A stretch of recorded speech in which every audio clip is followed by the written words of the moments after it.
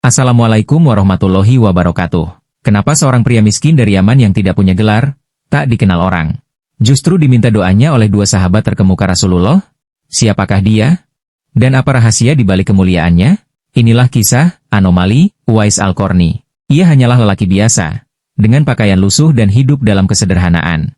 Tak punya harta, tak punya nama besar.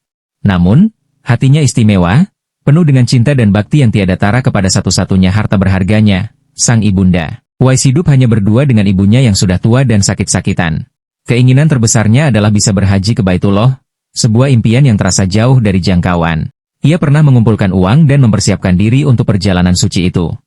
Namun, di saat yang sama, ibunya membutuhkan perhatian penuh darinya, dan ia mengambil keputusan yang luar biasa. Ia rela meninggalkan kesempatan emas untuk berhaji demi merawat sang ibu. Ia menjaga ibunya dengan penuh kasih, menyuapinya, memandikannya, dan memastikan semua kebutuhannya terpenuhi.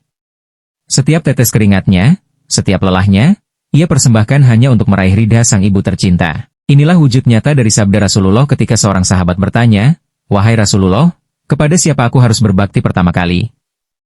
Rasulullah menjawab, "Ibumu." Sahabat itu bertanya lagi, "Lalu siapa lagi?" Rasulullah menjawab, "Ibumu." Ia bertanya lagi, "Lalu siapa lagi?"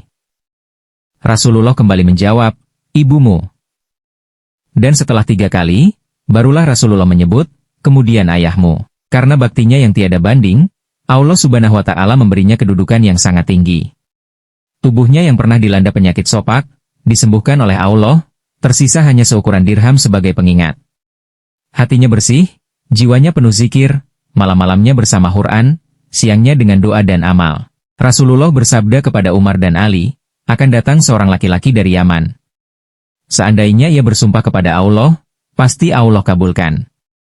Jika kalian bertemu dengannya, mintalah doa darinya. Maka ketika bertemu, Umar bin Khattab pun berkata, "Mintakanlah ampun untukku, wahai Uwais."